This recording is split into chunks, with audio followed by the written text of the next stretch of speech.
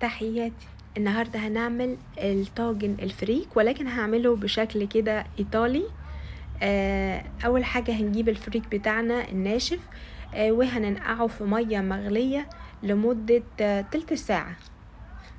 مجرد بس ان هو هيفشور كده وهيفتح، وهناخده وهنصفيه زي ما انتوا شايفين كده. بعد ما اتنقع هنصفيه. هنجيب بقى طاسة فيها الزيت مع شوية مع الزبدة، ويستحسن الزبدة البلدي كمان في الطاجن ده بتبقى حلوة قوي. هنجيب بصلة مبشورة وهنشوحها لحد ما تدبل كده وتصفر معانا. هننزل بشوية فلفل الوان، وممكن تحطي فلفل حراق لو حابة. كمان هنحط قطع من الزيتون المخلل، ده اللي هيديلها شوية الشكل الايطالي، مش الطاجن اللي احنا متعودين عليه.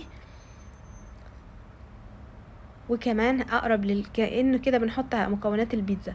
وهناخد الفريك اللي احنا صفيناه ونقعناه قبل كده، هنشوحه مع الخضار ده كله.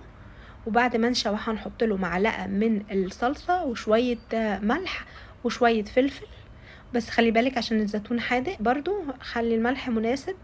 وبعدين هنحط شوية مية، والمية هنا هتكون نص كمية الفريك. يعني لو انت عاملة كوباية فريك، يبقى المية بتاعتها تبقى نص كوباية مية او نص مرقة، يستحسن تكون مرقة.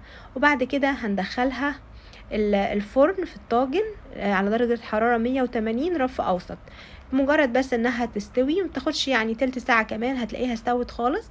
بعد ما استوت هنطلعها من الفرن، وهنرش على وشها بقى الجبنة المشكلة، الموتزاريلا، الرومي، الشيدر، اي حاجة عندك.